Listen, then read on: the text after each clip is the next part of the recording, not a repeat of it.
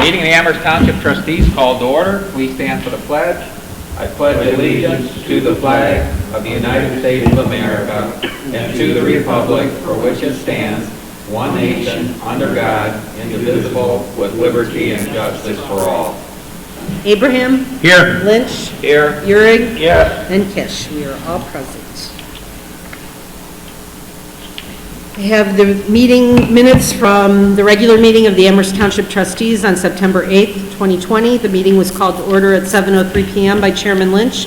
Pledge to the flag and roll call. Abraham, Lynch, Uhrig, and Kish were present.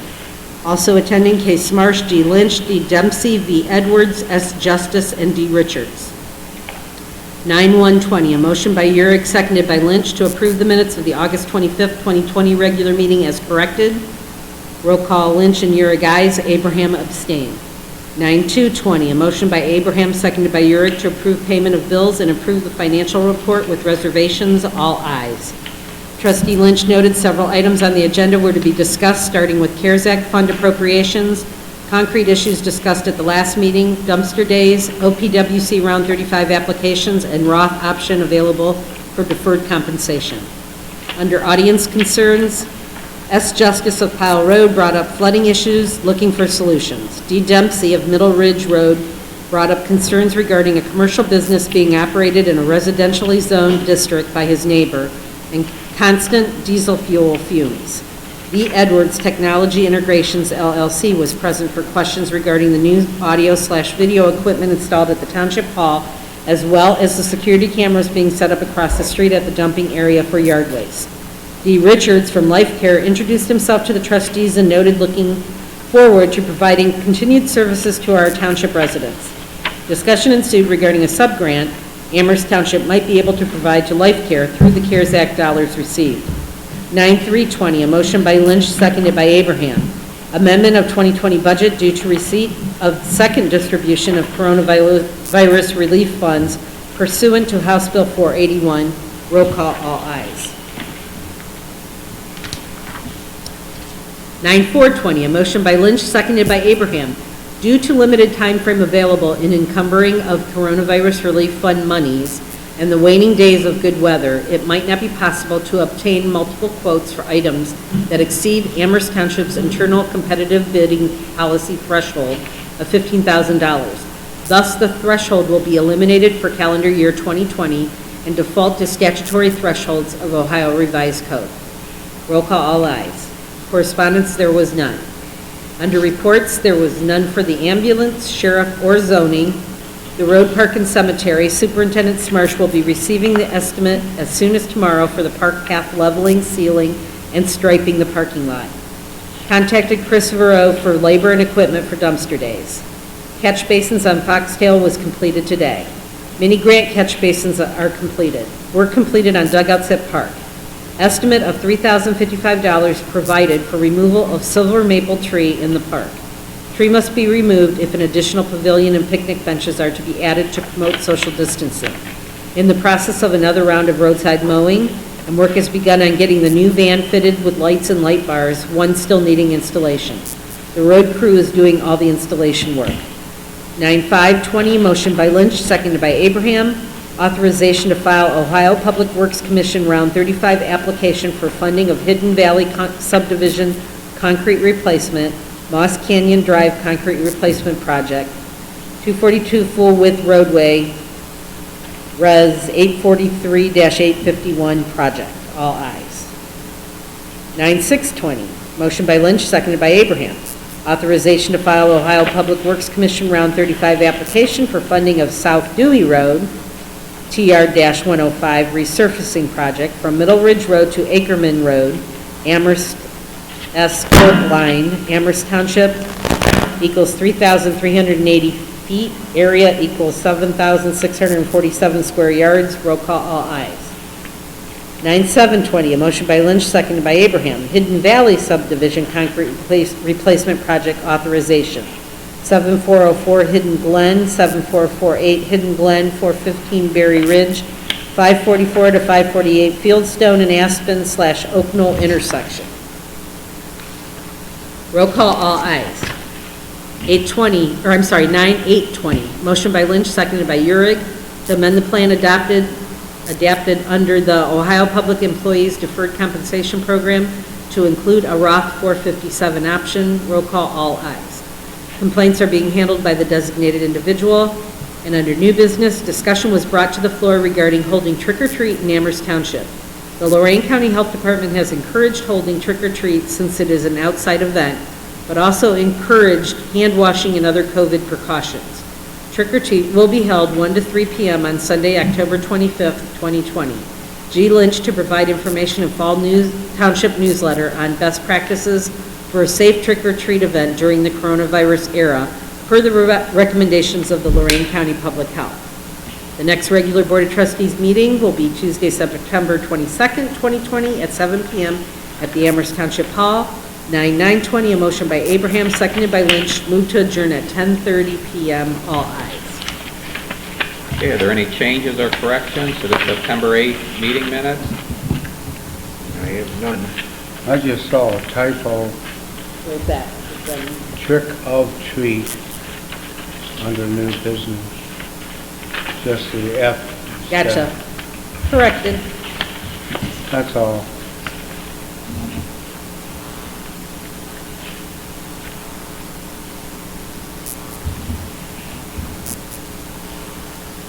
That was the trick. Yeah, that was a trick to see if you would catch that. Yeah, I looked at it too many times. I still didn't see it. So, okay, can I have a motion then to approve the September 8th, 2020 meeting minutes with the correction? So moved. Second. Abraham? Yes. Euring? Yes. Lynch? Yes. Okey-dokey, then in front of you and also in the folder, you have the credit card detail for August, which all of the receipts are in and accounted for.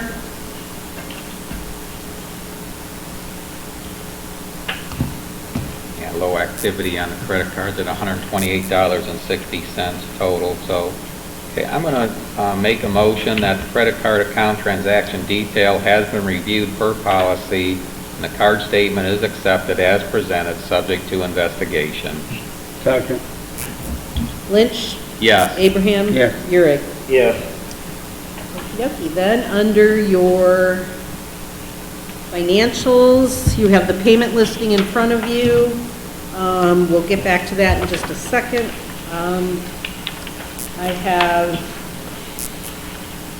year-to-date revenue of $1,292,312.72, and our year-to-date expenditures are $822,560.55. Then your payment listing has everything listed on there other than the invoice from Technology Systems Integration LLC, which could have been included on this. I did not include it because my CARES Act funds are not set up totally for spending or paying invoices yet, so I held off on this. But you had mentioned that you could approve this payment, and on Monday when I'm set up, I could get this payment taken care of to Victor.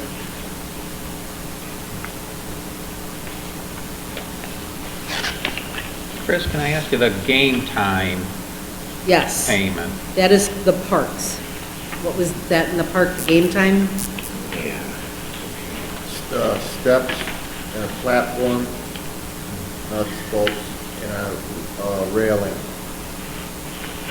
All right, thanks, Kevin.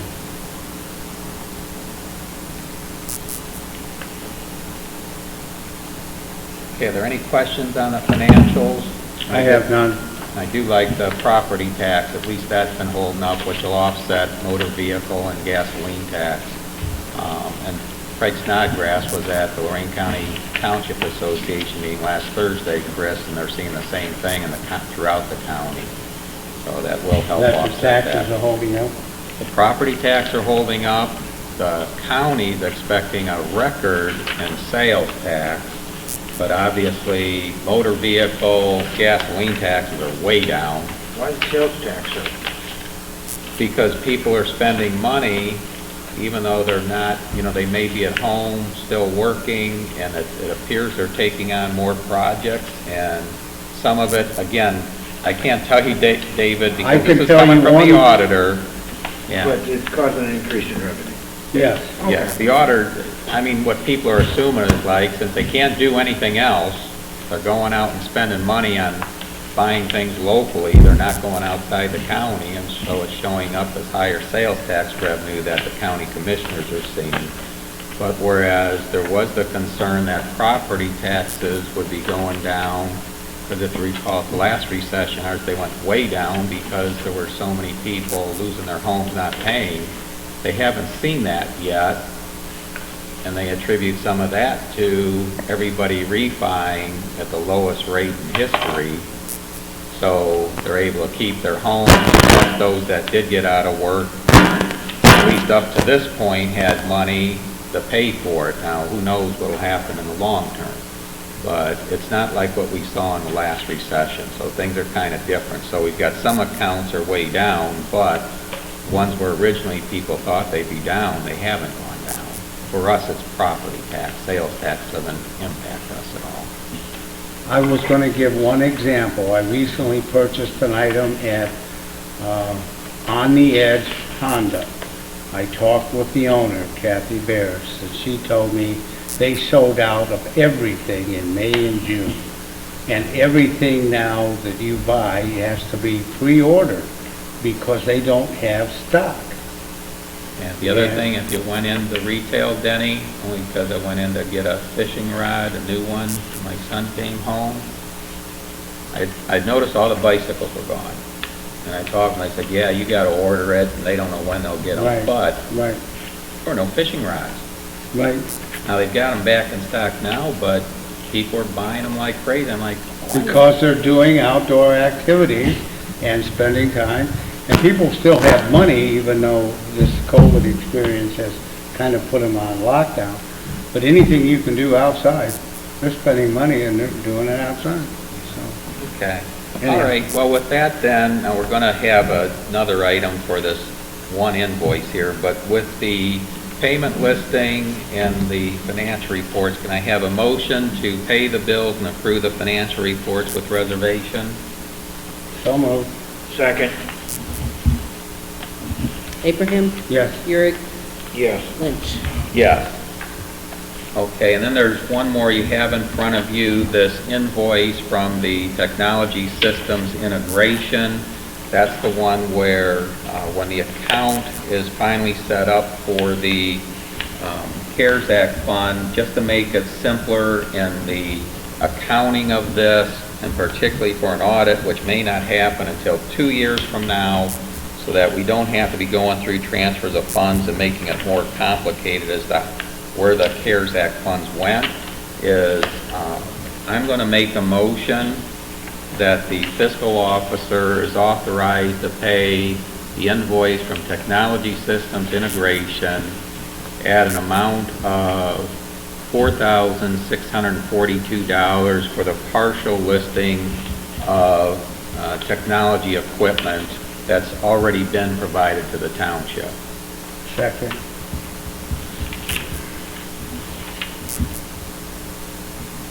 As far as discussion, Chris has pointed out whether she does that with a check or electronic transfer. If she asks for a check, just make sure you come up to the township to sign that particular warrant. Lynch, Yes. Abraham, Yes. Urick. Yes.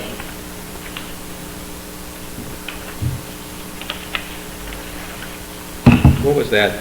That would be motion? 913. 913.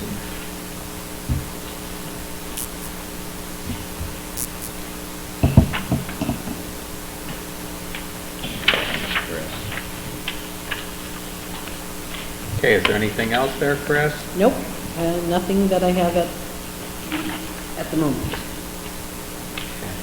All right, at this point in time, I'd like to welcome everyone that's here, and Colin, I think that's you. Do you have anything, any questions for the trustees? Okay. All right. We are going to spend a good amount of this meeting going over the encumbering of funds for the CARES Act. because as it stands right now, based on House Bill 481, and for the trustees, as a reminder, or refresher here, realize we received two amounts so far from the CARES Act funds, which are federal funds being administered by the state. The first one was House Bill 481, and I don't have that exact, let's see if it's here. I don't have that amount handy at the moment, but between that one first done by the state legislature and then the second disbursement by the Ohio Controlling Board, both of those based on the distribution for local government funds, is that Amherst Township has received $116,000 to date, and Chris does have that amount in the account. And as we're all aware, under the current guidance from the U.S. Treasury, those funds have to be used for expenditures that are necessary expenditures due to the public health emergency with respect to the coronavirus disease. They were not accounted for in the budget most recently passed on March 27th of 2020, and that the expenditures were incurred during the period from March 1st to December 30th. Now, as we're aware, by the time we were made aware we were going to have funding, we didn't, was it July, the end of July, early August, that first round of funding. And the next one didn't come until just this month, so we've got to look back in time, which is going to be difficult to do for actual physical purchases like the cleaners, sanitizers, temperature thing. That's easy to get. But as far as changes in labor, what's probably going to happen is we'll probably have employees, since it wasn't recorded on your timesheets that way, is just signing an affidavit of an estimate of the amount of time. So like you, Kevin, roping off, playground equipment, installing the new paper towel dispenser, soap dispensers, that sort of stuff. Georgianne will have website, investigation, and technology, and so everybody's going to have something different. But the best is you'll have to itemize as much as you can, give your best estimate, so that a state auditor 2 years from now, when they're trying to ask, why did Chris or the trustees spend these care funds on these items, there has to be a record. And there was a webinar held last Thursday, and I know several township people, Chris, Linda, myself, were all on that. The thing that that was Friday. Friday. That was Friday. I'm thinking on Thursday was Lorraine County Township Association, but I can tell you both meetings, it was document to make it easier when the state auditor comes in, because even if you have your prosecuting attorney give you a written opinion that it's an eligible expense, they can be overruled by the state auditor. And 2 years from now, who's going to recall, what the discussions were? So the best thing is to document that. So for the labor portion, you'll probably be asked for an affidavit, and as best as you can, I know that's not something you normally put on your timesheet, try and itemize it, so at the end of the day, you write down what was done specifically for CARES Act, because then Chris will have a more clean identification of those particular expenditures. I'm assuming I'm going to have to do calculations as far as Medicare and Yes, it includes all the benefits, and that came out, Chris, good thing you brought that up. There was a September 2nd clarification put out by the U.S. Treasury, and it definitely includes not only the payroll direct, but all benefits are included in there, and administration of benefits. What we do know, and more from the guidance from our local prosecutor, the Treasury's guidance is silent on this, but they're assuming right now for elected officials, their cost doesn't count, because they're looking at, well, that's budgeted, and you'd pay that regardless. Okay, so that's the approach they're taking. But any of the administrative costs that Linda would have that's involved in here, that's obviously included. We have not done it our township because we really can't. People have to wear multiple hats, but as you're aware, some large municipalities are saying, you know, they're nominating you, Remy, you're part of CARES, Kevin's part of CARES, and they're covering all their costs 100%. We Well, can't do that the way things are split up where people are all involved. The way I'm visualizing doing it is if Kevin were to hand me his Affidavit? and stated, 70 hours were spent on CARES Act, then I would take those 70 hours times his hourly rate, then figure out the percentage of Medicare, the percentage of this, the percentage of that. Right. And that's the number that I would end up with, Correct. his total. Correct. And if you look, Linda's already has a spreadsheet together, and those calculations go through, so it'd be the same Oh, thing. awesome. Yeah, if you look at it, she's already got something there, so you might want to touch base Oh, with yeah, I her will, if definitely. she's available. Okay? Mhm. Okay, but before we get into that, I just wanted to preface that we will be, let's go through correspondence. David, do you have any correspondence? I have nothing. Okay, Chris? No, I I have do none. not either. Okay, the only one, and you've got a copy in your packet here, we had come in through the website. It started out as a complaint with the hours of operation at the township's yard waste recycling center, and naturally somebody put something out on social media, and we know how social media, everybody yaks about things, and they've actually solved everything for the township on what to do on that. But in any case, I thought it was important that you see the response I gave Linda to answer back to this gentleman that turned it in. But there was also more detail. Some of this was because of some of these items we know we're doing in CARES Act. Some of it's reminders of, what we're looking at and improving that since, Denny, you and Kevin were looking at the automated gates even before CARES Act was a possibility, but the cost, the upfront cost and ongoing maintenance cost, I think, is what finally drove you away from that decision. And so now we're just looking at the surveillance cameras, that more because we want to try and prevent having people dropping off prohibitive items and also people that aren't township residents going in there while we're in this time where we've directed township personnel not to challenge people going back there as they would in the past. So I just want to capture that. Plus, since we've changed the process and the fact there will be surveillance there, is notifying people. So I tried to put things together so Georgianne could have them for a future newsletter article to inform the public. So I don't know if Linda's responded to this gentleman yet or how much he gave. So I kind of gave, here's the short answer for him, here's all the detail, and left it up to her if she gives out that much detail. Because I guarantee you this is an individual that's active on social media, and whatever you give him, you would hope would be printed identical to what you provided. But the reality is they tend to take what you send them and adjust it to fit their narrative. So you've actually got the detail here, but there was, in some of this, Remy, I'm not sure, I know you're here on Saturdays and closing that. Just so you're aware, there have been some complaints why people are coming up at the last minute to get into the gate, and you're leaving early because you came in early and you close it. I hope you understand that gets people upset. 5 minutes.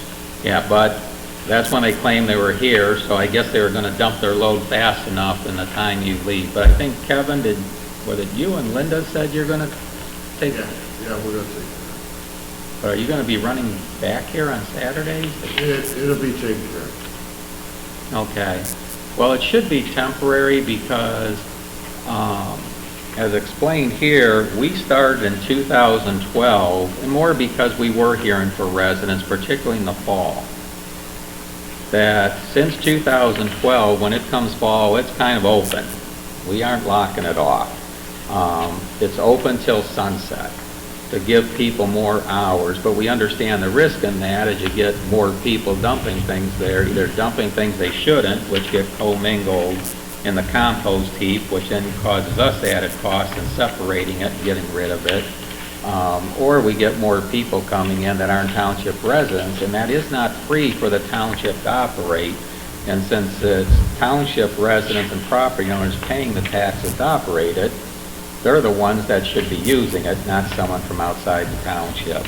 So those surveillance cameras, once we have those and the signage explaining it also to people that, hey, you're on camera now, and the Sheriff's Environmental Crime Unit may be getting in touch with you if you're not a township resident or if you are dumping off prohibitive items there. And I don't know yet, Kevin, in the discussion you're having with the tech people, if they talked about, you know, what the cost is where you could actually talk with a person while they're there. You know, realize that puts a different level of cost, more than the $500 we put down here for a simple camera type thing and observation. You know, this would actually provide two-way communication without having to be present. But that's the only correspondence I have of note. So it sounds like you've taken care of the early closure, which is really only a few minutes. And again, in the fall, it probably won't be an issue anyway. And long term, once we have the technology, we'll be able to keep that open longer. I didn't put in here what we've done. Usually on trustee meeting nights, we've opened it up. You know, and I just didn't want to get to all that detail for this because I think this is beyond just somebody missed it to people having a different objective here. Done. Okay, so before we get into the CARES Act here, I guess we'll go into the report. And Denny, do you have anything on ambulance? Only to share with you that Dave Richards has said that the costs or the issues or the product that he submitted is all that he will be submitted relevant to the sophisticated equipment he wanted to outfit the ambulance with. As I had mentioned to you previously, Neil, he is partnering up or going to work in concert with another firm or another entity to do all the ambulance, and that's the way he's going to go. So we won't be working with Life Care relative to that medical equipment that he had mentioned at our For the last meeting. telemedicine. Yes, and so that's the only thing under ambulance, and we as an ambulance board are not meeting because of COVID.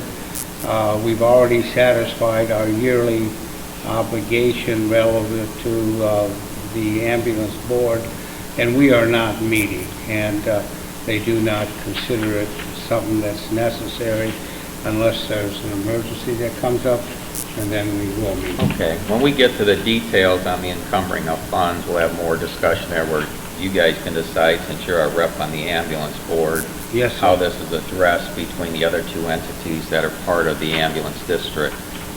Okay, thank you. Sheriff's not here. Zoning, Remy? There was 7 permits for the month. We had 1 new house, which brings the total to 11 for the year. Where was on that house Overland- at, Remy? Overland Road. Okay.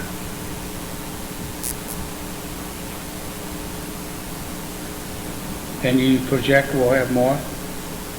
Do you project that we will have more homes? Yeah, I think 2 more. Okay, at least 2 that you know of. Yeah.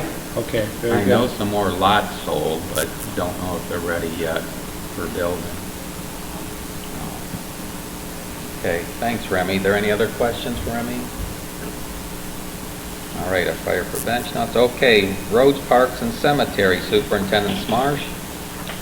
In the cemeteries, we're still up mowing and trimming. In the park as well. In the park, yesterday and today was closed down for Griffith Paving to go in and seal it. They crack sealed and then sealed it all. I didn't get out over there this afternoon to see if they were able to get it painted today as well, but it's a good possibility they did. If not, I would pretty much bet on it that it'll be completed tomorrow. Last week, they did the repair on the cracks and bumps that were kind of trip hazard there. But I walked the walking path yesterday, and it appeared they did a nice job on it. Good seal. Good. Set in Stone was in Hidden Valley this past week, and yesterday they finished the pours on the 123 yards that we had slated for in different areas to be poured. So that's all taken care of. They just have a little bit of topsoil to seed, get grassed over. We had catch basins. We had 3 catch basins that we had finished up and had rebuilt. The one was just the top, and the other 2 then were precast that we dropped in, and those catch basins were poured yesterday back as well. The Stang Road was closed down yesterday and today. I was down there yesterday, but as they were backfilling and compacting, they said that they went all the way down. I did not see that, but I did see a lot of trucks traveling. Yeah, So they saw a did lot of haul, trucks. they hauled a lot out of there. But I didn't get to see if they did go all the way down, but I'm assuming they did because of, you know, what had happened. But I did see that it was paved today on both sides and crack sealed. And right before the meeting, the road was still closed. They're probably going to let it set overnight and have it opened up tomorrow morning. So that's taken care of. I have talked with Victor about the cameras, and I do not have a price at this time. We still are getting a couple of things ironed out, but I have talked with Bill Butchko about running electricity all the way to the back, say stopping at a certain area, putting a 200 amp panel in, and have lighting there at the gate, also then all the way to the back running. But Butchko still has he had a couple of questions that I had talked with Victor about of different size conduits, and that he's going to work on a bit for that to get the electricity all the way to the back and set some poles. So that's in the works right now. I have planned out crack sealing, another round of roadside mowing coming up here. Hopefully that finished by Friday afternoon. Just been going at it. There's a lot of things rocking and rolling. It's been happening, and we are all set up for dumpster days. That's And about who it. was it you had for dumpster days now? Who's going to operate it? Chris Baru. Okay, it is, Sam okay. Stone.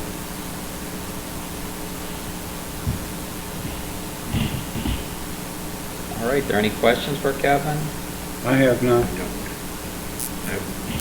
Oh, I was going to ask Kevin, were you able to get a hold of the city of Amherst on that street light at Yep. Broadway and Call Amherst Utilities.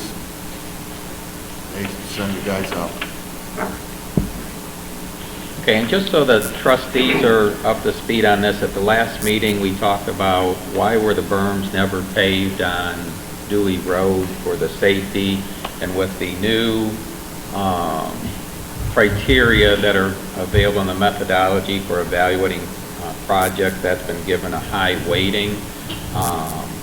And realize we're doing Dewey, we're out of sequence here because of holding off on that Overland Road to the north, so it came up quicker. Well, after discussions with Lorraine County engineer, specifically Sean DePaula, and Kevin, I know, has talked with them, is we won't be paving those berms this time, and we're just doing the portion of Dewey if we get funded, get the grant funds for next year from Middle Ridge on up to what's Park Avenue there. And the reason, in talking with the engineer, it's a couple of things, but he says the reality is they would need more time because that just elevates at a whole new level of engineering. They would have to go through with every property, every driveway, and change them. Most of the drives there are paved.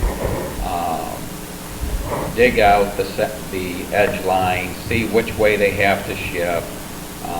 But they just said that's just going to take time, that since they're at this point now where all the communities are, particularly the townships, trying to get a hold of the engineers for doing their projects. We were ahead of the game because we had those estimates in early, even before the state said there would be around 35. But if there's a burden on the engineers in doing that, and even without, I just told Sean after talking with him, he says, you know, if he had to just give a rough thumb estimate, he would say it would more than double the cost. He said, but until he got into detailed engineering, he couldn't say. I said, Sean, don't even go there. Just saying that, I can already tell you, put it outside the reach of the township's available funds. I'll mention that to the trustees. Perhaps we'll do it in the future. He also said, since a portion of that is the city of Amherst, we'd have to work with them and have the cooperative agreement. I did explain to him that I've talked with the mayor of Amherst about a cooperative agreement, but not from the standpoint of having improved safety by widening the road and putting in paved berms. It was just as far as making sure we pave the whole road versus pave the south side, the north side, then Amherst comes in at some other time in the future and paves the middle. And Mayor Coslow is very supportive of that, but the same thing, the timing, this was, when I first talked with him, was in August. His council was on recess, and he was buried into trying to read through the stipulations on the use of these CARES Act funds, and knowing he has to have these encumbered by October 15th, that he said, Neil, maybe the next round when you do the north half. And so that's where it's at. So I'm just going to recommend to the trustees, after talking with the engineer, it's probably that we not pave the berms here. What the county engineer did say, because they're aware of the traffic picking up on that road, but it's still not the most heavily traveled. Most of it seems like the heaviest traffic demand other than the residents is the business for Polanski's. You know, there are, believe it or not, there's quite a few businesses there, but they're usually the employees come in and the employees leave, and that's it. So it's not an all-day thing. The engineer did recommend, if the township wants, if this becomes an issue, is they can do a traffic study and perhaps there'd be adjustments in the speed limits to improve the safety there. So I guess the short answer is we're not looking at paving those berms. If that's something we're going to do, we got to look at this at the next cycle and start much earlier than normal to give the county engineer time to get out there and really survey that and come up with a detailed estimate on this, and not at the same time that every other community is vying for their attention. I agree. Let's move on. Okay. I didn't bring anything for the Lorco report today. There's quite a bit going on. I just never took the time to prepare for that because most of the time's been focused on this CARES Act. So I have no complaint or no report. As far as complaint status, Remy, we've got the, let's see, the ones that are still open. You've got the property maintenance at Rosedale. Is that still open? It's being taken care of. Somebody's mowing that lawn. Well, we got to wait till we know, though, it's taken care of, because you had the complaint in here. We got to let them know it's closed. I'm sure they're seeing the lawns cut and they're probably happy, but Yeah. as far as, you know what, number 4, Dave, that was with the band noise. I think we can take that off, right? Is there any need to have that open anymore? This time, no. It could crop up again, but at this time, no.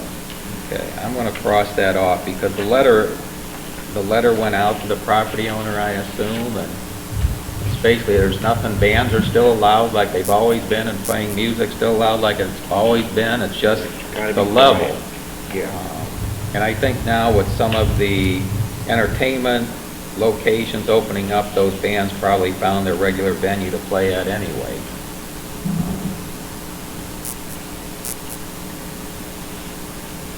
see. Middle Ridge Road, okay, Remy, this was the one on the Middle Ridge Road as far as that commercial operation there. Right, I talked to the gentleman that's running the business there, and gave him a copy of the complaint.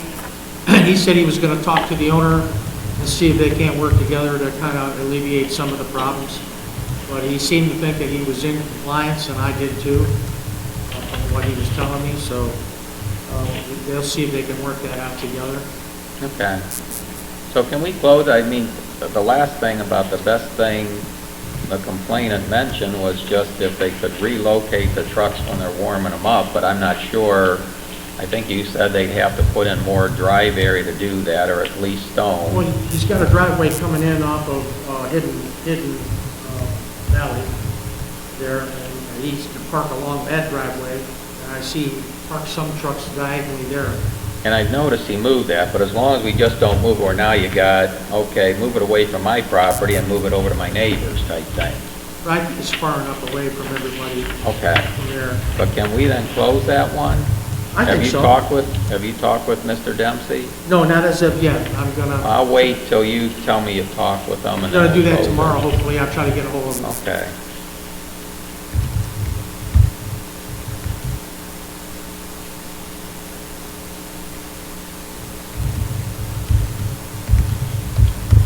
And then there was the tall grass at the vacant home there on Telegraph. I got a hold of that owner, and he's gonna be selling that house. So he told me that the guy that he had to cut the grass somehow didn't show up, and he said he would take care of it.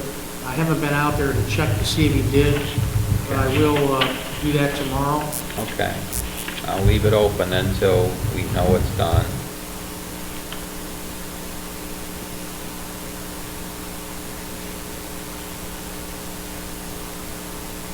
And this other one where these complaints came in about a vision obstruction, and it said on the northeast corner of South Dewey Ridge and North Ridge, and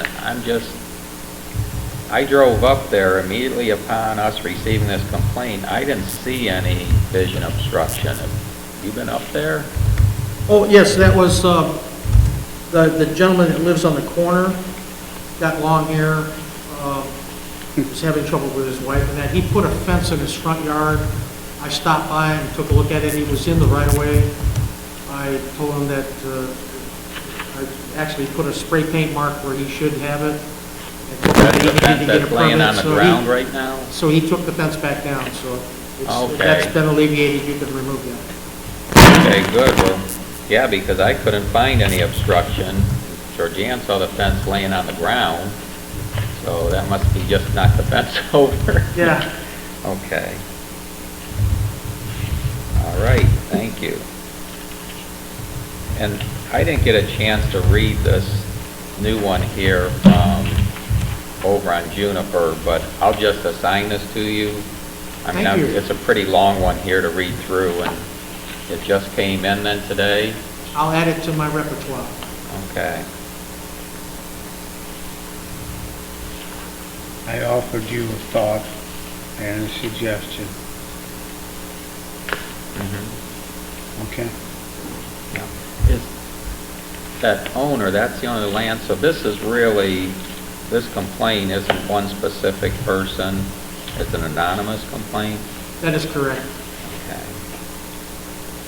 The gentleman left a message on my phone. He said he was scared to provide his name because the gentleman last time went door to door to try to find out who complained against him, and he was he felt that he was being intimidated. Okay.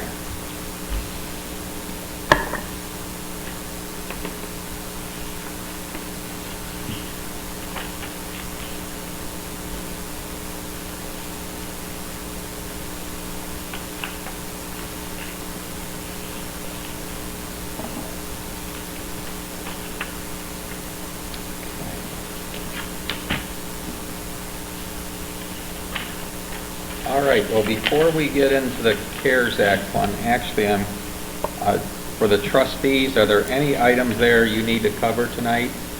There's none I need to cover. David? No. Okay, I do want to, I penciled it in there under new business because the information was sent to Chris by the Lorraine County Auditor after the agenda was printed.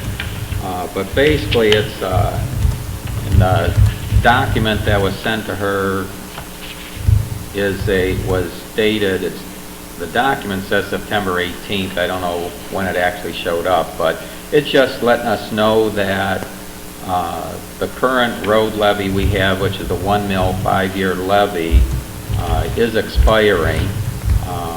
I don't know, other than it's probably COVID, though I know Craig Snodgrass indicated the auditor's office has been open throughout this, but there was Ohio Department of Taxation document June 9th, which wasn't sent to us, but we're not receiving this until September, that levy's expiring, and, you know, the document from the Ohio Department of Taxation tells you when you can get it up on the, in the election cycle. Well, obviously, one of them would have been November had we known in June, but that's passed. I just got And it. I don't know that we would have decided on that anyway, but I just want the trustees to be aware of this, that levy will be expiring, and so, you know, expecting we're going to want to continue that. I guess the first question is to just keep it as a simple renewal, which means there's no increase in taxes, it stays the same as to what it is now, but it'll still go before the voters. Because you can do a renewal, replacement, let it drop off, or a renewal with additions. So those are all your options. And I'll be, when the time comes, we'll be doing the renewal. That's not. Well, that's why I want to know if you agree with... I'm not touching anything. Well, that may be the new equipment he hasn't put in yet, right? Yeah, for the mixer to stop that interference. Rustling your papers. Okay, but in any case, I just need to know from the trustees, because I'll work with the prosecutor and the auditor, but there's a process we have to go through. We're going to have to first, which will come before this board, possibly at the next meeting, I need to know, do we have to specify in the resolution what election it's going to be at? In the past, I was led to believe we did, but I don't know that the date for the spring election, that there's going to be one yet, and what that date will be. So how do I prepare a resolution? I want to find that out between the prosecutor and the auditor, but we need to request what the current valuation would be for the road district, which is only the 4 of the 6 taxing districts in the township. So it carves out the taxing districts in the village of South Amherst. So if you guys agree it's just a renewal, I can get that resolution prepared, and if between the information from the prosecutor, auditor, and Board of Elections lines up, I can possibly have that resolution ready for our next meeting. Because to back this up time-wise, that'd be the first thing, then we gotta wait till they give us the valuation. Then we gotta pass a resolution to go forward, and unless we schedule a special meeting, we have to have all of that done 90 days before the next election. Well, if the next election's that first week in March, you back that up, yeah, you're talking about getting that done before the end of the year. So that's why I need to know, Well, we're just, because I know we've looked at this before, but when we went for an addition, it was supported in the areas with subdivisions, it was turned down in our rural areas. But overall, it went down. So we definitely can't afford to lose what we currently have. I would just say a renewal at Okay. this point. And David? That's my perspective. I need to know in this road levy that's coming up, just stick it with, okay, good. That makes it easier for me. So we remain where we're at, Right. and that makes, okay, enough said. Yes, which means I think it's still gonna be about 113,000. So even with the added development in the township, there won't be any more money coming into the township, but the proportionate share by township resident will go down because of the new developments going in. Okay, as long as, you know, they may not see in their taxes, you never know what the schools are gonna do or someone else, but as far as township, there will be no increase for the township. Well, perhaps a little on inside millage. Yeah, but this is only the outside millage, what we're talking about here for 1 mil. Okay, so now we'll get into the CARES Act. If you get the document that says CARES Act, Coronavirus Relief Fund Expenditure Planning, what we currently have available today, based on those first 2 rounds, that we must encumber by October 15th is $116,000. What potentially additional could come in could be another $207,000 based on Senate Bill 357. And Representative Manning indicated at the Lorain County Township Association meeting last Thursday that there was a good chance the House would take action on Wednesday, which would be Wednesday, the September 23rd. It's not guaranteed, but she expects it will. She couldn't say, though, will it stay as Senate Bill 357? Will it become a new House bill, or will it be attached to an existing bill that's going through and would make it to the governor's signature sooner? Keep in mind, House Bill 481, which gave us the initial amount of CARES Act funds, that originally was a Senate bill.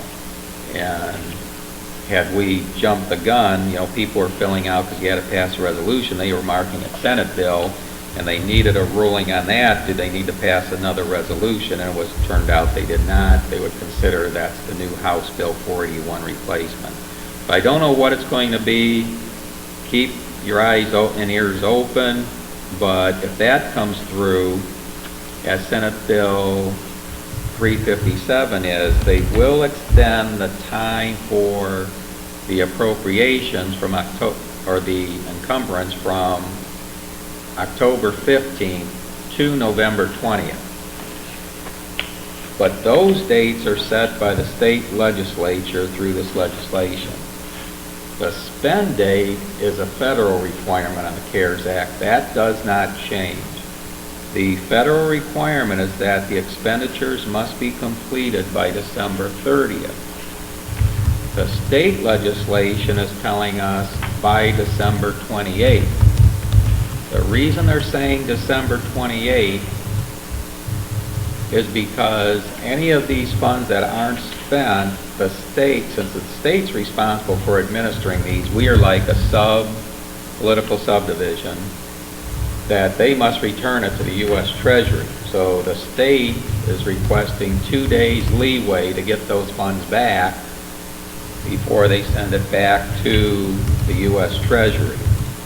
The October 15th date we currently have by House Bill 481, which could become November 20th, for encumbering the funds, that has been set by our state legislature. And the reason is, let's go with the first October 15th date. Any funds we don't have encumbered must be returned to our county. Our county will then take those funds and redistribute those to all the other political subdivisions in Lorain County that already encumbered their funds. Don't ask me how they're going to redistribute them, what proportion, because House Bill 481 was based on the local government fund, and in Lorain County, the alternate formula, which does not look kindly to the townships. The ones, as far as the local government fund, the biggest benefactor there is the city of Lorain. So I don't know on that redistribution if it's the same way. And then if Senate Bill 357 or some version goes through, that is also, those fund distributions are based on population. That is a much more even apportionment of the CARES Act funds, the federal funds, than the local government fund is. There, if we have till November 20th to get them encumbered or return them to the county commissioners, I don't know, are they going to have to keep separate? Wait a minute, those are 481 funds, those are Senate Bill 357, because Senate Bill 357 also says, it references back to House Bill 481, and says that the deadline has been changed from October 15th to November 20th. Who's going to keep that organized to decide which group of funds those are from? I have no idea. But I imagine there's going to be a lot of bellyache, and I wouldn't want to be the person that decides how those get repositioned. The right thing would be if we can have all of our funds encumbered where we don't have to worry about sending something back. And the trustees need to be aware there's always a possibility you may see, we, Amherst Township, may see additional funds from a community that didn't spend it by way of the county redistributing those. So what you've got in front of you, and this will change daily as we get more information, is we could have potentially available to us if this next bill goes through, of $323,000. Obviously, some of that's already been spent. And with the estimates we have down here right now, we're saying we could encumber up to over $344,000. So we could have it all encumbered, but realize that's more than what's there. I think we should be prepared if more comes through. But some of these are going to have to drop off. But what we need to encumber by the current date of October 15th is the first $116,000. All right? So I'm going to try and move through this just quick. And you'll see these notes here. Like, take the first item. Item number 1 is the generator installation. Obviously, that project was a lot more than that. That $5,268, that project's complete. It's already been spent. All we did was we moved that up sooner so that this project met all the requirements of the Red Cross. This facility met the requirements of the Red Cross to be an emergency shelter. And we've already received the opinion that was allowed. The cleaning contract, that actually is going to change. Up to this point, you're only talking $62.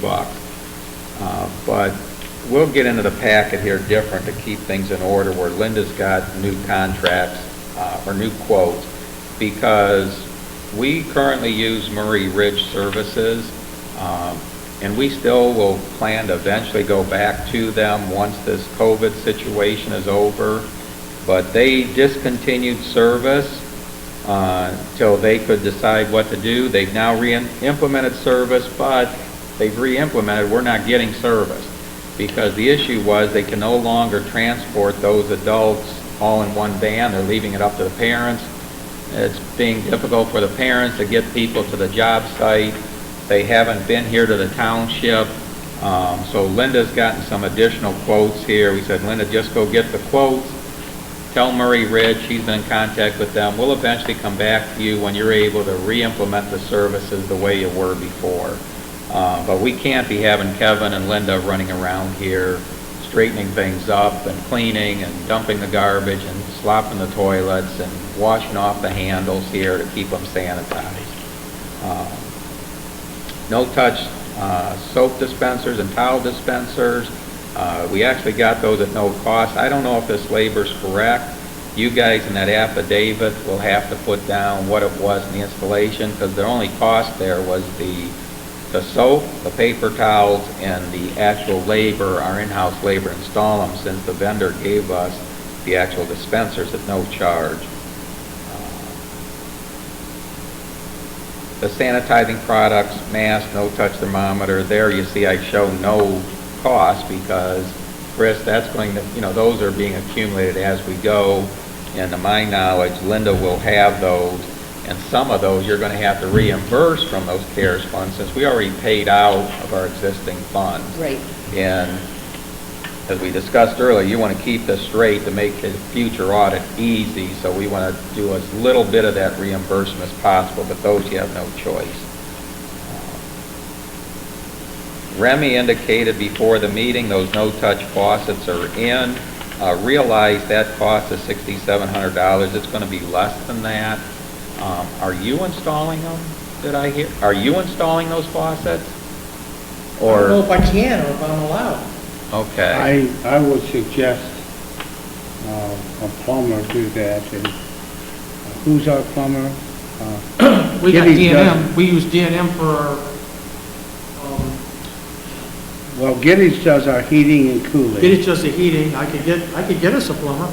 Well, yeah, DM Plumbing and Heating, they used to be in a township, they're not now, they're in Right. Amherst. If they're qualified, why don't we get a price from them? Do you Sure. have the time to do that? Sure. Well, you would be the most qualified to do that, because you would know if the price was effective. or Oh, not. absolutely. Well, Remy's done some of this, and Linda too, but Linda's going to be out of commission here Yeah. for a while. I don't want to bother Linda with everything going on in her life, and our, Well, if you but- can get that, Remy, just make sure they understand, and Remy's working on the faucets, they're not here, physically here, but they are at the supplier now. And I think Chris and you will have a conversation of how to get those, paid for and brought here. Right. But if you can get a plumber that can get those installed, again, keep in mind the time crunch, it shouldn't be too major for this one, but has to be done, invoiced, paid for before December 28th. They install pretty much like a regular faucet, so it's not Right. overly complicated, so it should go relatively easy. Okay, as long as you're taking care of that one. Okay. But just so the trustees are aware, the actual faucets themselves were under $1,500. Okay, the no-touch lighting, that may increase a bit. I know Kevin and Linda worked on getting them just for the restrooms, but we're actually going to change all the switches here. And Kevin, on the switch changes, which way do you want it? Were you doing some of those, or did you want the electrician? 'Cause I know the first two, when we had this receptacle in, we were going to have the switches changed, but what about the others? You want us to get someone from the outside, or is that something to do inside? Yeah, well, that could be talked about with the electrician. Okay, may I suggest that we have a state certified electrician do that for the liability factor? okay, well, I think that would be wise. Any type of electrical works where a fire is concerned, we need to have. Yeah, Greg. And he's got enough on him now. yeah, I just want to know because it was mentioned to me, oh, Kevin Yeah, so- could do this. I'm like, well, okay, I know he can, but I don't know that we want you to. So think that's why I that's- want to make sure I'm not stepping on your toes. No, if you went no, somewhere no, else. no, no. Okay. Greg, I we'll think- talk to Greg about it. Okay, Remy? I think it's more about documentation as to a receipt for You're installation. right, it'll be cleaner because you have an invoice versus a timesheet. Right. Okay, all right. Well, Georgianne, you'll be working with Greg on the other, so just mention, and hopefully, Linda's not here, I'm not sure, did she run down to Home Depot to get those? Or Lowe's, or, Amazon, Okay, yeah. something like that. okay. Maybe she did. I know we were looking at them.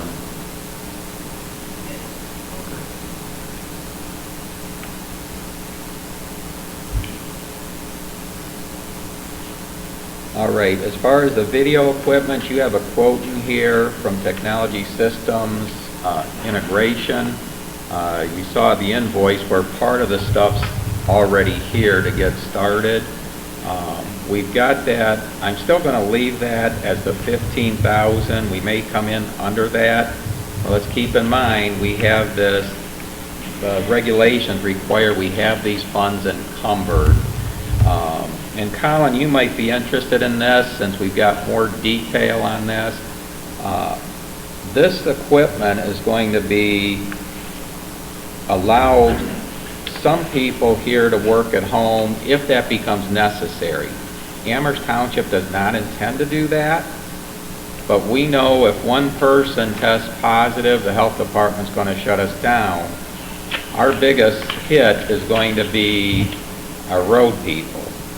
For our zoning inspector, township administrator, they could work at home if they had access to their documents electronically. So this is going to allow us to do that. But our most immediate need is going to be a public hearing that could have a large number of people, and we can't keep them separate. The townships had some public hearings here that generally if we're under 20 people, we're fine. But we know the one for this Amherst Consolidated Properties, there were over 100 people at the last one. We know 90 signed in. We know when we add in the township representatives, the developers, the attorneys, we were up over 100. I don't know how many were actually there though, and I don't know how many chairs we have here, Kevin, but every chair was brought out and used and people were still standing. So this equipment, and things can change, but as the plan is right now, we don't know when this public hearing is going to be. But the plan is right now, and the quantity needs to be determined, there may be the ability to have 20 people here. The county's looking at if the visitor center, which is still in our townships, available, and how many they could have there and still maintain the social distance specified by the health department at the visitor center. Then the largest group would be at the county's transportation center. And all three of those will be able to talk with each other and see each other in a virtual meeting. Here you see where the blue tape is. We originally were going to put a projector here, which we've used in the past, but the projector we've used, we've always borrowed somebody's. But we found that the cost of projector was more than the cost of a flat screen television. So we've switched, we're putting up a flat screen television. But this facility, and if we're able to use the Visitors Bureau, are predominantly, we're hoping would be for people that can't participate in their home.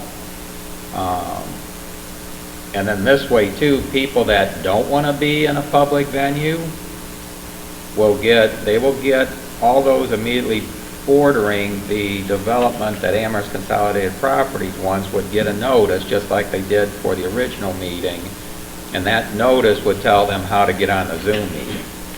But recognizing a lot of them will want to be in person, if they can't get into this hall, they can't get in the Visitors Bureau, they would have to go to the county's transportation center. And Jim, that's where the trustees, the lawyers, and the developers will probably be at the transportation center. And once we get a number, how many they can hold and still get them social distance, I think, was it 120, recall Dave and Denny was 126 or? Well, the exact number. You know, as far as. Somewhere around 120. Okay, that's by fire code. They're not going to be able to put that many in. So they're going to, the county's going to let us know what can be there. And it'll be the trustees, which will run the public meeting there, will control which site we're taking public comment from first. Most likely we'll start the smaller sites, so the Township Visitors Bureau, then go to the Transportation Center. So that's what this equipment is going to be multi-purpose, but what's driving it, not only the time deadlines of the CARES Act funding, but the time deadline for that public hearing. We don't know when that'll be. It could be this year, could be next year, but as of the status conference call today, and I'm just going to mention this so everyone hears it because I see no need for this to be in an executive session, but as it stands right now, for the township trustees, we have nothing more to provide till we hear what the resolution is between the Al Schrader, who represents a group of residents that have intervened in the case, and Bruce Rinker, who represents the developers. They're reaching some sort of consensus, and they weren't ready yet at today's status conference call to say they've reached some resolution. But once they have, that will be discussed at the October 8th status conference call, and we might know from then that there is now a date scheduled for a public hearing. So we've got to have all this equipment in place before that. Georgianne's running point on that part. Hopefully it gets done quickly, and then we'll run a test run if it's going to be those 3 sites, to make sure everything works as best we can, and then hopefully people that are at home are able to get on also. But that's what the plan is right now. So that cost based on, and I'll let you guys look through this quote on your own, but that cost there still should cover everything. So we're going to leave that one the same. So we're just on page 2, and, The walking, biking path, Kevin's already mentioned that, and that was already received approval from the prosecutor for CARES Act funds. that's already done. Basically, that could be done, and that estimate there was pretty good. And Kevin, you got a great estimate on that, because this was based on what we did in the past, and yet you guys did all the crack sealing. Yeah, And you got this, and this is a good price. yeah, we had a lot of time in that. Okay, dumpster days, we already discussed that there. I don't know that that number is correct. I tried to take what our internal cost is, so you get a estimate there, Kevin. I'm just going to leave that at the $4,800, okay? Yeah, it'll be a little bit more because I'm gonna get a restroom facility for them with a washing station. Okay.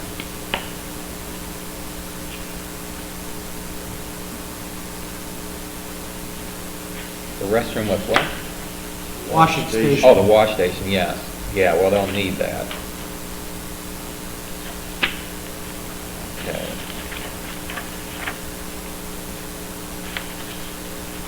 All right, the deep cleaning and sanitation of the township hall, that's probably, this one, there's the Griffith contract, we don't need that one.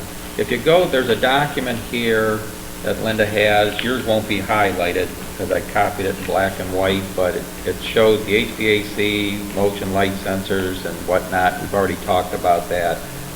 But in there, she received 2 quotes for the deep cleaning and sanitization of the township hall. The one she has from Platinum, and you've got a copy of that in your packet also. Platinum, which also shows up the design restoration, DKI, and then Platinum, which is the closest one for us is Elyria. They're also in North Canton. That is one that was provided by the state bid. And even though they give a state bid, they give it by the individual items that are being cleaned. That quote came in at $451.91. Linda also has from CF Commercial. They're actually located here in the township. They gave a bid of $450. And, you know, so it's either one, but at this point, that $450 includes a deep clean and disinfecting. And realize there's, and I'm not going to get into the details on this. I believe you guys have received email correspondence in the past by way of Tom Kelly on this. Well, CF Commercial also provided a quote for just doing the regular janitorial and housekeeping, cleaning, all horizontal surfaces of $200 per month. And that would be at the 2 times a month in cleaning. So it's a little bit, it's definitely more than what we pay Murray Ridge. But since they will do both, and Platinum does not do general janitorial service, she checked on that. They're just into the deep cleaning and sanitization.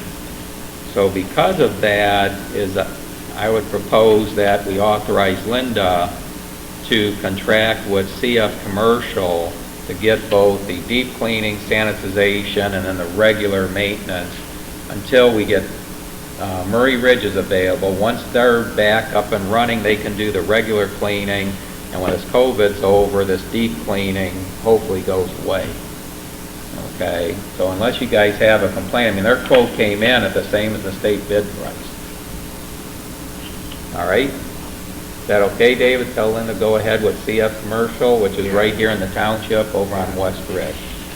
Okay.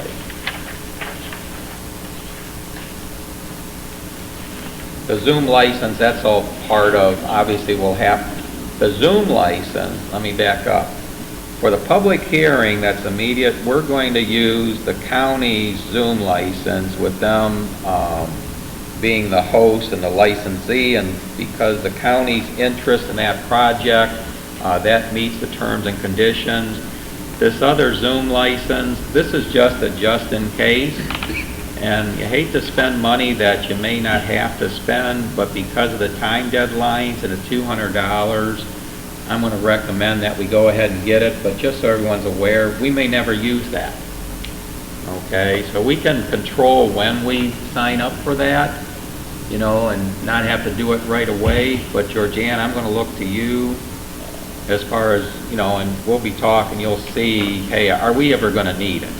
And that'd be something we aren't even aware of that's going to happen. That might be something that has a general interest of our residents. But it's going to be one of those things to have it, not need it, versus need it, not have it. Okay, the next one, Denny, this is the park open air shelter and picnic. I'm going to turn that over to you, and the trustees have in their packet an estimate Denny's got here, and also some prints. The price that Neil has projected, I'm thinking is going to be low. I asked Steve Clifford to bid this out, and he has an estimate. I think everybody should have a copy of it. The base price on the estimate, and I'm not going to go through each detail of the estimate, is approximately $38,200. And then on the inside, or the second page, he's given us some options that we can add to finish it off. And I went through and analyzed the options. I don't know much about the AZEC. I have not used that personally. I do know about cedar. So I use the cedar options for wrapping the posts and the braces. But basically, including 5 by 10 pads, slabs, poured, I'm coming up with a total of $55,200, including those 5 concrete pads, for separate from the 28 by 40 pavilion. And in your packet, you will see elevations of what he considers front and rear elevations, and side elevations, which would be the right and left. It's 28 by 40, has a 12 by 6 or a 6/12 pitch on it, asphalt shingles, but a dimensional shingle. It's a Boston hip roof, which adds character to the architectural aspect of it. The gable ends, what gable ends there are, is a barn siding, and the color can be picked out. The other option I went with was parallel ribbed steel siding for the ceiling on the inside, so it would not be open like our current pavilion is, where it's open all the way up and allows for bug infestation and creatures or bugs to build nests and stuff. It'll be totally finished, and including stained, the siding or the decking, the steel J channel or the rib steel siding would have a color. The screws would match the color of the steel siding on the gable ends and on the ceiling. But it would be a very nice, very finished pavilion with some character. And this will be placed to the north, Kevin, of the current pavilion. I'm going to stop there. I've given enough detail and specs. So with the 55,200, because I wasn't sure which options. I'm using option 1 and 2 Option number 1, option number 2 is with the smooth cedar. Now, I think that option is a little cheaper than the AZAC, It is. even though he says that's more durable. And then, relative to the option 6, I don't want to use aluminum at all. It's too susceptible to vandalism, damage, all the above. But I have chosen option 7 for the ceiling. So the options I've chosen is 1 and 2, and then 7. And I figured that's approximately 17,000, which I added to the 38,000, and I'm coming up with about 55,200. Okay. Well, I'm going to go based on your past experience, Denny, but some other things. I did look up this and realized we got this just shortly before the meeting, but that AZEC is actually PVC. So I can see why it'd be more durable, but it is a higher cost. I mean, not exceptionally much higher, but just so everybody's aware of what the potential risk was on this. The prosecutor approved the request, and yes, it's CARES Act eligible. But he did put down there, what they don't know is how the state auditor is going to look at this in the future. So like, say we went with the AZEC here, and who knows, we don't expect them to, but they could have said, hey, why didn't you put up that cheat post? You didn't need to spend that $8,000, so I'm not going to allow the whole thing, I'm only going to allow a portion. There's still even a question like going with 35-year shingle versus a cheap 20-year shingle, that they may prorate it, but we don't know. Yeah, and we could leave the ceiling out, we could leave the post and the beams all unwrapped and just stain those, and that would save us 17,000. Isn't that kind of what we have now? We just have to Yeah, go it's kind of what, well, it's different now because the base price does include the Boston hip, and it would be a lot classier as far as the architectural appearance of it. But, So what do you think on the... well, if you're going to be worried about what the auditor thinks 2 years from now... No, here's the risk, and it's not a big risk. I don't want to say no to this. It's just that we'll have to reimburse the funds. So that's the question, is this a better product, getting these posts wrapped, the headers wrapped, and then because of the bugs, and we're predominantly talking the wasp more than anything Right. else, is do we put that in anyway, because that's just another $3,000, just under $3,000. And if we put it in the cedar, I assume that is to get the more durability and lower maintenance of painting a standard post. Well, it just dresses it up. The post will look bigger instead of 5.5. You would add probably 3/4, another 1.5 inches to that, so you would have a post that's So about that's what 7 I'm by saying, 7. the risk is $17,000, not That's correct. $55,000. That's So are we correct. better off to go with this? Well, You know, the whole thing. obviously, that's, if we're worried about risk.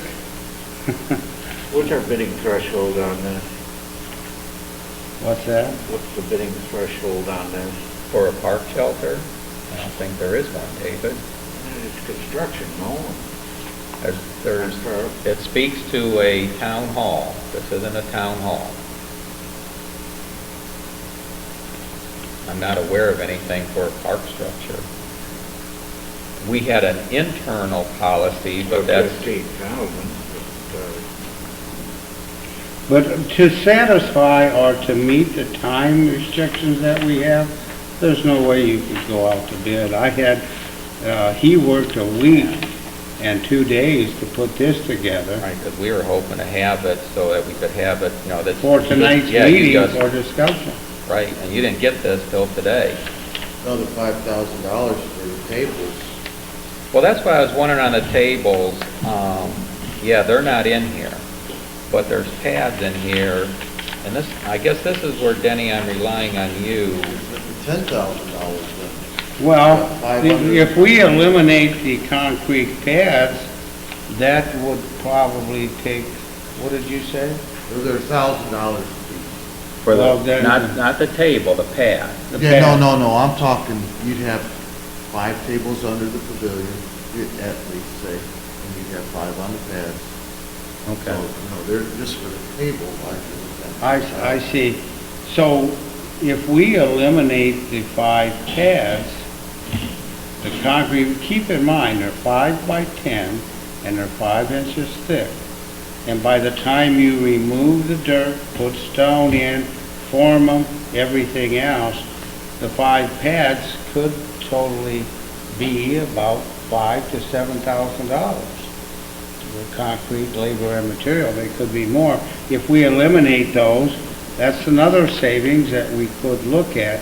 But as far as encumbering the funds, Well, that'll do it, Denny. Here's what I would suggest, only because of what we have approved by the prosecutor, is probably eliminate those 5 pads. I understand, because we didn't ask about that. no, And the tables are 2 things. You know, with this size here, we know we can put more tables in there. We just can't right now, because then they'll be butted up and people, can be close. The tables serve also as, people won't realize this, but they're a natural barrier. When they all do that run to the pavilion because it's raining, temporary, you've seen how the sports groups do it in any park use. They run under the pavilion. You don't want them all crowding together by having those tables there. They can't. They basically have to be in between, at least have that separation. So, and I know this is going to be more communication, but maybe get those 5 pads, those concrete pads out, see how's that change to 38,000. But then I still have the question, if that comes down, the ceiling there is still under 3,000, that's you see that as a real benefit. If that keeps all those yeah. critters out, we can still keep that. Or you don't see the critters. Yes, yeah, because they'll probably find a way in, but you don't have it where, you get nervous because you see that thing right up above where you're sitting. What about corrugated steel roof compared, would that be cheaper or more expensive? Be more money. More? Yeah, that's what he tells me. Metal is more, but it's more durable, and depending on how, even metal, you have different qualities, standing seam, but I thought in maintaining the architectural down there, that the shingles, dimensional shingle, dark, and then because I'm looking at dark to match the existing pavilion. Well, how about if we do that, Denny? And I would think if this dresses up, we go with these other 2 here. What, options 1 and 2? Option 1 and 2.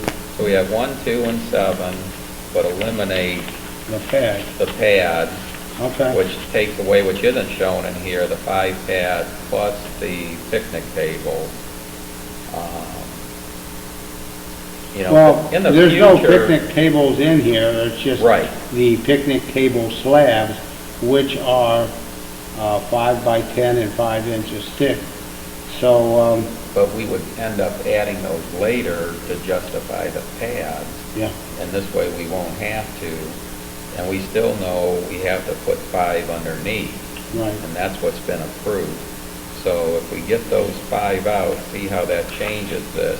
Okay. I'm just suggesting based on what you had before, and then option 1, 2, and 7. Yeah, I'll communicate with Steve, have him take it out, and then project the price. So let's just say it takes out 5 or 6,000, that would get us below the 50,000 All right. mark. And then, The 3 well, if it options. gets it below it, that's great, there's not an issue. I was just going to say, and David, if you have a concern that there's something else, I would recommend if you call the prosecutor and let us know. Okay? As far as, the cost. But I'll see if, It's under As the- far as if you have to do competitive bidding, because Yeah. we don't have time, because, we didn't set these deadlines. But if you call him, that just, and just realize the prosecutor's getting flooded with things, because that was one of the things at both the webinar and Lorraine County Township Association meeting, which I don't want to get to, is in some of the other counties, since the prosecutor's office is getting blitzed, they said, well, you know, you can use your CARES Act funds to pay outside legal counsel. Well, how's that benefit our community? I understand if they're having trouble, but our prosecutor's been available up to this point. But if you call them and just ask, so we may get under that amount now anyway, but just ask him, because this is a park item. But I think the difference is if it's a township hall versus other structure. Okay. Hey, Kevin, what's the size of our current pavilion down there?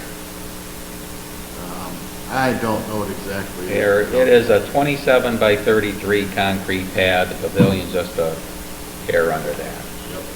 And that's in your number 13. And so we're about the same, except we're 7 feet longer.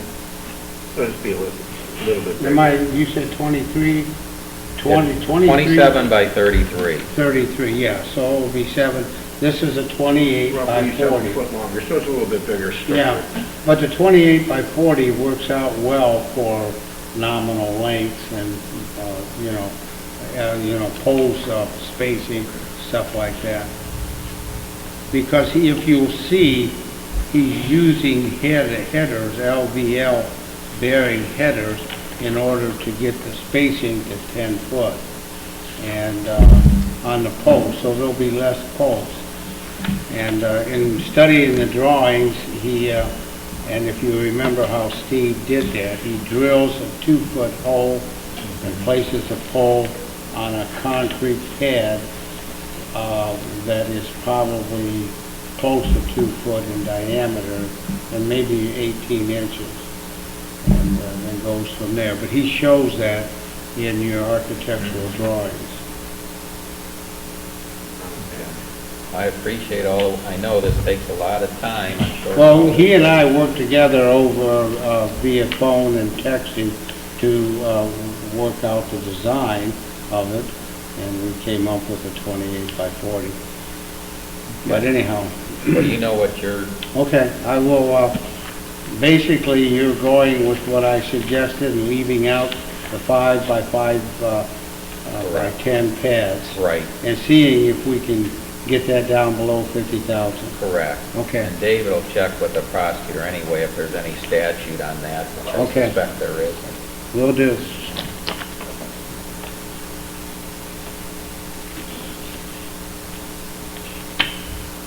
I'm still going to show that on the encumbrance then of the 55,200, Chris, even though we expect we'll be below that. And I know that's a whole nother animal, and this can change. We'll have another meeting before that deadline, and if the House takes some action, we might get a longer deadline anyway.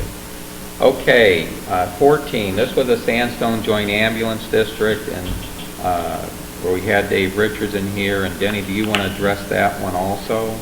Well, I think it's self-explanatory. If you will take a look at that under Article 14, or he spells out the different things that we could do for them being the Sandstone sub-grant, I should say. Right. Let me use that terminology, to the Sandstone Joint Ambulance District, and it's all self-explanatory there. How is it you came up with the 50,000, Neil? The 50,000 I put on an estimate before, after Dave Richards was at our meeting, and that Okay. would have included telemedicine. If you cross that out, the total he's given us is 37,980. So that's taking out no telemedicine, because as you pointed out, they're working now with another agency that will provide this across. Everything they need for every ambulance they have, and I said, wow. And he felt very comfortable and cautiously optimistic So about that. the only other thing I'm going to ask for, Denny, I'm going to show this right now, and Chris, for you, as a 37,980, but I don't expect that to be full from Amherst Township, is that if you That would can be- talk with your other representatives Right. and try and get the apportionment between all three members in the district, so the city of Amherst, the village, and the township. I think I mentioned to you, Denny, I had indicated to Mayor Costello you're working on this, but we didn't have all the specifics yet. I've had no discussions with Mayor Lashinsky. And I don't know what the splits are now, Chris. It used to be, if I recall, it was a 60% Amherst, 30% the township, and 10% for the village, but that's a long time ago when they were looking at use of the service. Things can be completely different now. But as long as there's some reasonable apportionment, the others agree to it. And then there is Friday, the 25th, the OTA has another webinar that you need to sign up for if you want to participate. I suggest you do. That's going to be on the sub-granting. And maybe to make this easier, Denny, this is the question, and Jerry wasn't even sure on this, but it might be easier to sub-grant directly to Life Care, but within the agreement that it's these expenditures are for these devices are only for our district, versus going sub-grant to Sandstone Joint Ambulance District, which then has to administer the funds to get to Life Care. And we really do not, well, we can legally, but we prefer not to handle any money. If I can We'd like the suggest, monies coming or going directly to the entity rather than being channeled to the okay, well, we district. can do that, but when we get that sub-grant agreement, we're probably going to have to specify that these items, you know, are predominantly for the district. We realize, you know, Right, because of the way ambulances get moved, they'll go outside, but if we get that and you get the right apportionment, you've got the total cost. It's just a matter of the apportionment, so we know how much to encumber there, and they'll want to know that too. Okay, as far as the portable air cleaners and upgrading the air filtration, that amount there, Chris, I don't know what the total's going to be. I know for the 4 furnaces, it's only going to be about $2,200 based on that quote that trustees have from Ray Giddish in their packet. They're recommending against the HEPA filters as we knew, and that's why this was increased larger, only because the pressure drop across those would be so high it would involve the changing of all of the duct work so that you could utilize them. Those will filter down to 0.3 microns, but they weren't sure that between all of that, could this be done in time and meet it, so we backed off from that. So all we're going to have is the scrubbers and the UV units, and so that'll be the $2,200 instead of the $16,000. There's still potential where in the office area possibly they might put some in here, but we may not need them. Giddish believes that this will now circulate it, since it's going to be occurring as long as the air circulation's happening all through the evening. You know, so even when people aren't here. So we may not need those portable devices, even though if you read through these various EPA documents and the Association of Heating and Air Conditioning, they suggest using both. We may find out we don't have the funding for it anyway, and if we're going to cut it, I'd cut those out. So change that 16,000 will be 2,200.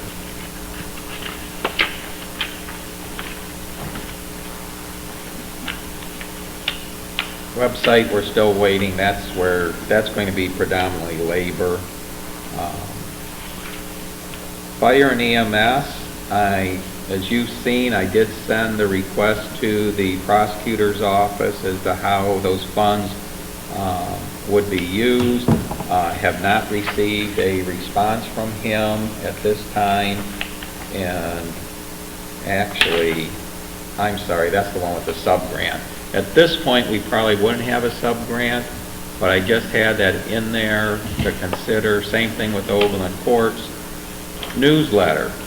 I don't know if that $600 is correct, but it's not going to be a whole lot. Just so everybody's aware, the timing people have spent and just on the COVID articles can be included, where we're changing processes for the residents coming in. But the actual newsletter itself, which I think you're going to sign off on tonight. I see it over by David. I don't think I signed it yet. But what we'll probably do is we may take column inches or something else in here to get a proportionate cost for the actual newsletter printing and distribution. So I'll just leave that at the $600 right now, Chris. Okay, the pickup truck, you've got in your packet, that is a state bid, which is good through October of this year, because then they'll be going in the new model year. That has been approved by the prosecutor here. That's so that Kevin and his guys can maintain the one person per vehicle. That was discussed with the attorney, Greg Beck, and he was with Beck, Baker, Dublicar, Beck, and Wiley and Matthews law firm out of North Canton on a webinar. He says that's one you got to look at where it is, because people were talking about, realize some townships have their own police department, their own ambulance runs the whole thing, and they were looking at police vehicles and ambulance vehicles, which are much more expensive than a little runaround pickup truck. That was not what we were looking at. They're saying, well, with those vehicles, you can put up the dividers, and like police vehicles, you usually do, so instead of just a wire, put up plexiglass. Same thing with some of the ambulances with their extra seats, but ours isn't the case. Where our guys are sitting on bench seats next to each other, you'd have to put some sort of divider between them. We can't do that and still maintain the standards from the National Highway Transportation and Safety Administration requirements. We could, you can put them in hazmat suits, maybe give them their own SCBA, but realistically, these guys aren't going to do that. The easiest thing is give them the separate vehicles. So the prosecutors approved this. It is on state bid. Kevin's got the authority. I suppose we're saying you will tonight if the trustees say okay, either the state bid one or equivalent, but you want to try and keep it under that state bid price. Okay. Yeah, there's a salesman working on it right now. Okay. And a pickup versus just a standard car is because then, as David, to your point, like, hey, you don't want to buy it just now, and in 2 years from now there's no COVID, and what do we have this thing for? Kind of like we don't want to pay for an outside legal firm that brings no benefit to our community.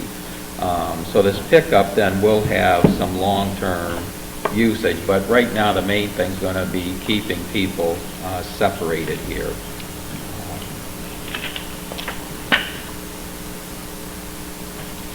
Flooring, I don't know if I want to get into that. That's an iffy thing. Some of the communities are looking at changing away from woven and non-woven materials, which they believe, and they're probably right, are harder to sanitize.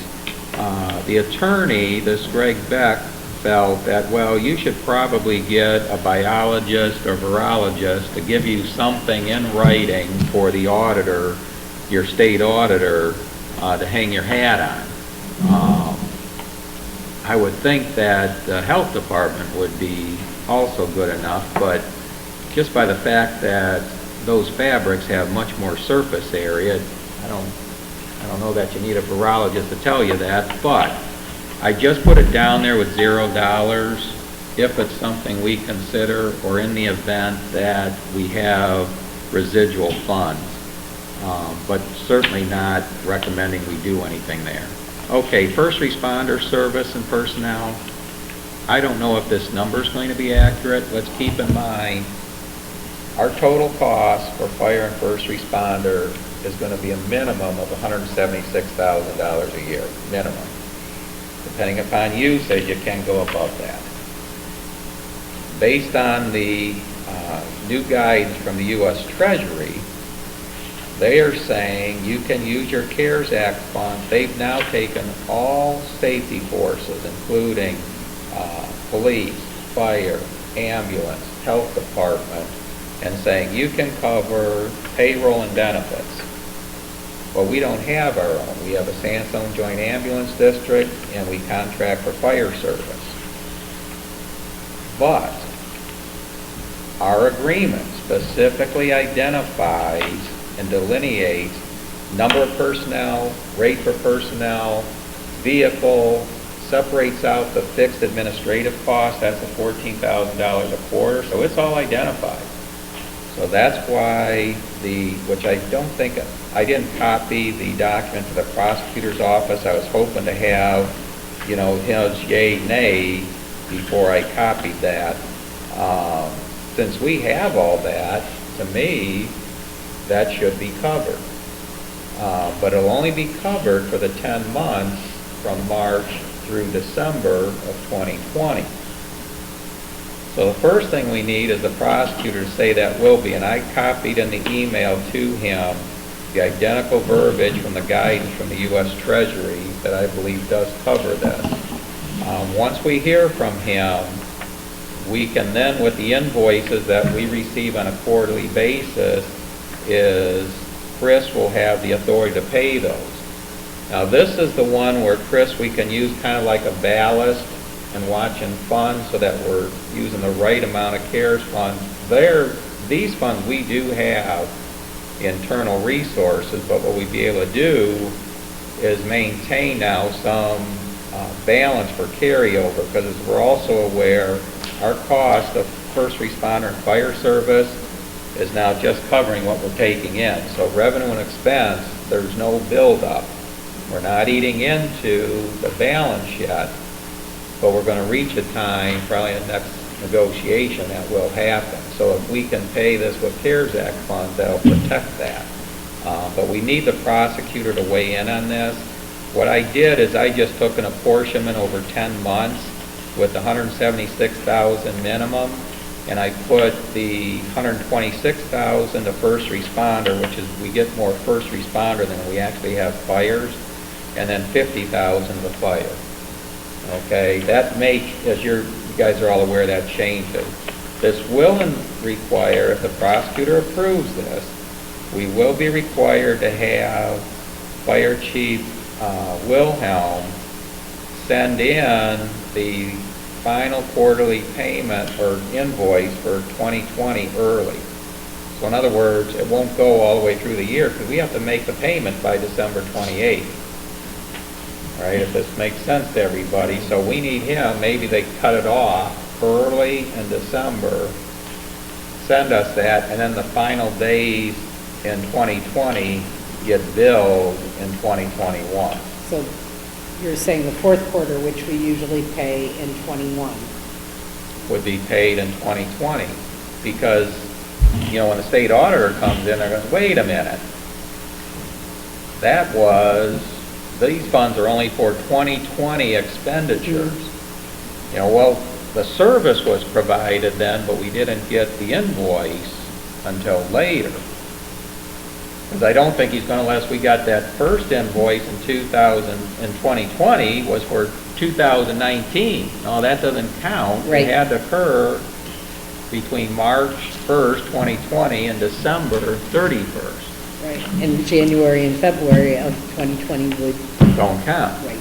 So that's why, first thing is, let's get the prosecutor's ruling. Once we have the prosecutor's ruling, I'll talk with the fire chief as far as this billing, which I think he can do, because they're still going to get paid regardless. It's just cutting it off early versus waiting till the end of the month, and then it's the succeeding month that we actually see the invoice for the past 3-month service period.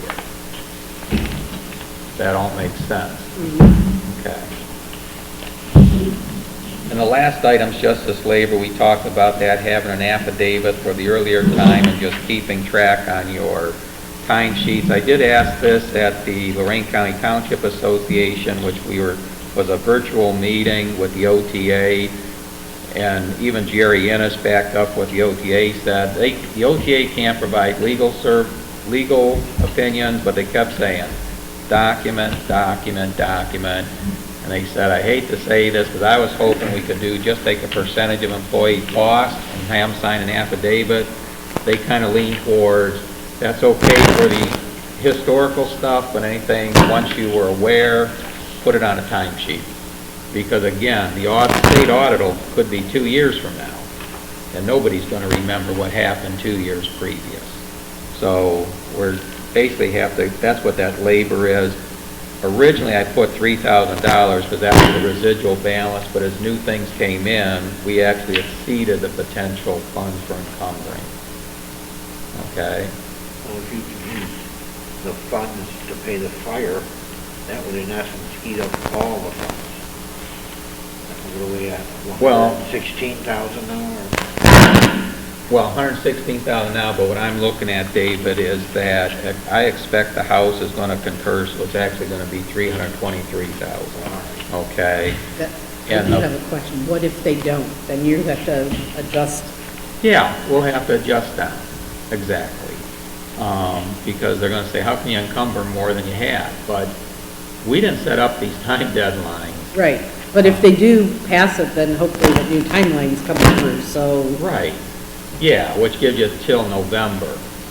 But again, just like Denny's got in Clifford here on this one, that one has to be in, constructed, finished, billed, paid. By December 28th. Yes. So The we fire. can't. No, that's the one for the construction of pavilion. Oh, yeah, that But one. yeah, the that fire's one gonna makes be- me- that's That one the makes one- me very nervous. That's the, I think, the only one that presents a significant challenge as far as the time. And I've made that very clear to Steve Clifford. I said, stay tuned, you're gonna have to move fast.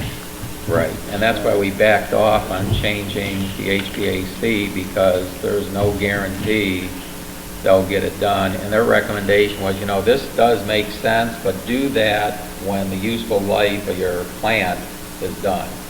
Well, that may be 20 years from now. Right. We obviously aren't going to be here.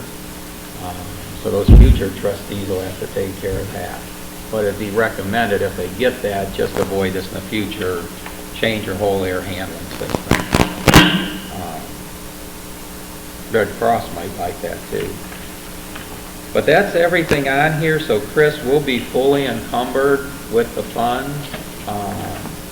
And obviously we'll have another meeting before that October 15th date. These things will get more specific and easier to identify, but we had to come up with the best estimates we can right now. All right? And other than an executive session, I think, let's see, everything's been covered. Are there any other questions? I have none, thank you. Colin? Okay, well, with that, I'm going to, and this will be short, I'm going to make a motion that we enter into executive session per ORC section 121.22 G3 concerning disputes involving a public body that are subject to pending or imminent court action. Second. David? Yes. Lynch? Yes. Keurig? Yes. Abraham? Yes. I'll make a motion, we return from executive session to regular meeting at 9:30 p.m. Second? Lynch? Yes. Abraham? Yes. Keurig? Yes. Yes. Okay, is there any other business? Not from me, thank you. Can I have a motion to adjourn? So moved. Second? Keurig? Yes. Abraham? Yes. Lynch? Yes.